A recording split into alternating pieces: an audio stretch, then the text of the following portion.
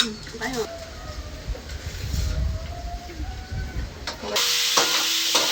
Baka matalsikan tayo. Hi guys! So magluluto tayo ngayon ng kaldereta. So ito yung mga sangkap natin. So pinaboil na natin itong karne ng beef. Patatas, carrots, and meron tayong cheese, tsaka sibuyas, bawang at beer spread daw. Lalagyan na tayo ng mantika. Lalagyan natin itong carrots. Tatalsik daw. So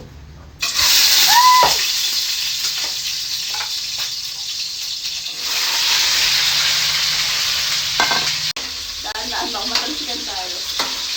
So lutuin natin itong carrots muna. Then ngayon na natin itong carrots guys. Natalsikan yung mukha ko kanina. Ginanon natin daw para mag-crush siya. Sunod natin yung patatas.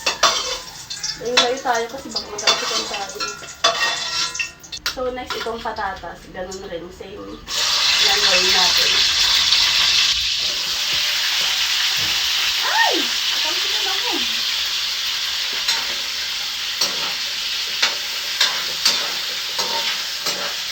So ihalo natin silang dalawa daw.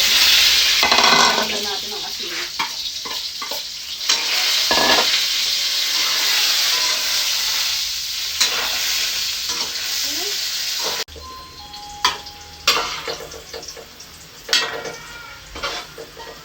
So, gisayin na rin natin itong bawang sa sibuyas.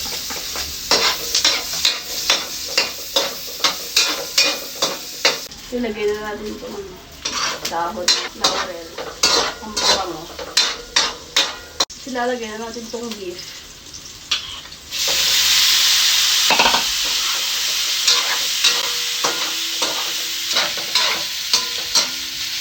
So, maglalagay na tayong pamintang durog. Soy, Philippine soy.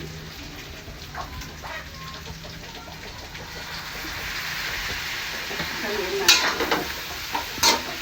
Ilalagay na natin itong liver spread.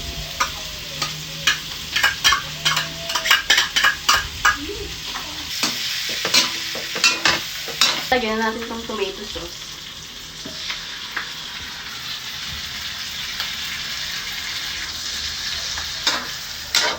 Lagyan natin siya ng sugar, pampatamis. Ano yan? Pwede. Tapos itong cheese.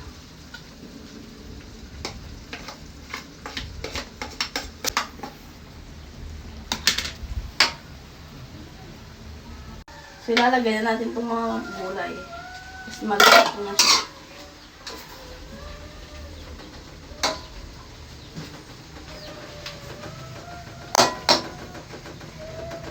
So, titikman natin kung okay na yung lasa.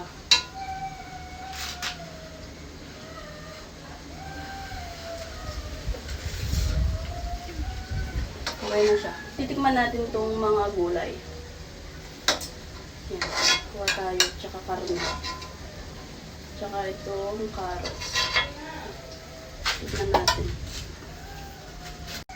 So, tikman na natin yung carrots.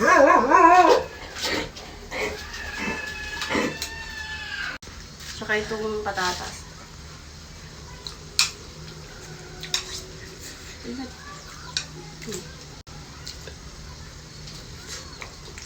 Tayo nga.